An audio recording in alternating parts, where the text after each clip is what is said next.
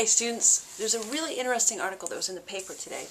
It's the end of June in the Career Journal, and I just wanted to tell you about it because I think it's really relevant for class. So I'm going to try to summarize it in 5 minutes.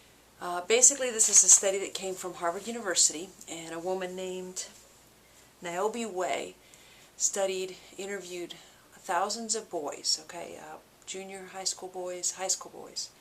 And she was looking for information about boys' friendships, and what she found is really interesting. In 5th, 6th, 7th grade, boys are really close to their friends, They say, I'd go wacko without my friends, I really need my friends. That same friendship develops in 8th, 9th, 10th grade and becomes much deeper. They'll even say things like, I love my friends, really close and intimate. But by the senior year of high school, by 11th and 12th grade, those same friendships have drifted apart. Boys are much less likely to say things like, I love my friends, or I need my friends, or whatever else. Here's what she found that's really interesting, What she found is that the closer the boy's relationship with their dad, the less likely they were to have close relationships with their friends by high school. That should make you scratch your head. That should make you say, why? Why is that happening? That's counter to everything we know, right? Boys need their dads. We know that. Yeah, right? What they think is happening, is that boys who spend a lot of time with their dads may be indoctrinated into a really strict male script. That's in your book. That's one of those terms they talked about, a very strict boy script. And what that means is that boys learn from their dads that maybe it's not okay to be intimate with a boy.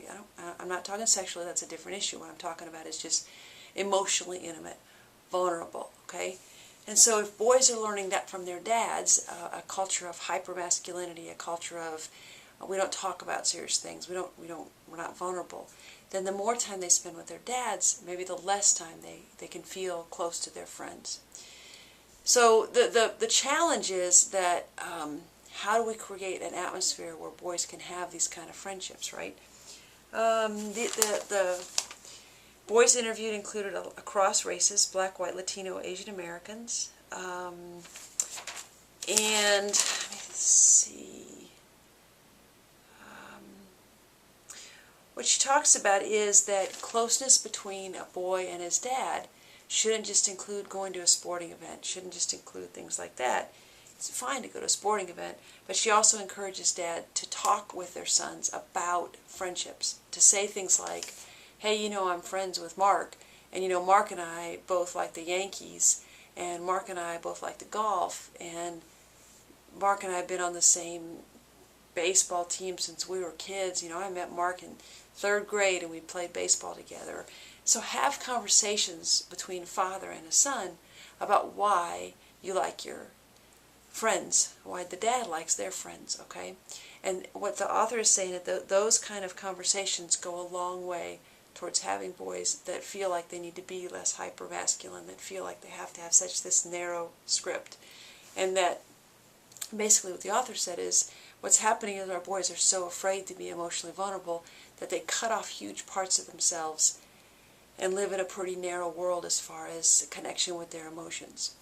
Interesting stuff. So think about what you think about that. That's really a controversial article.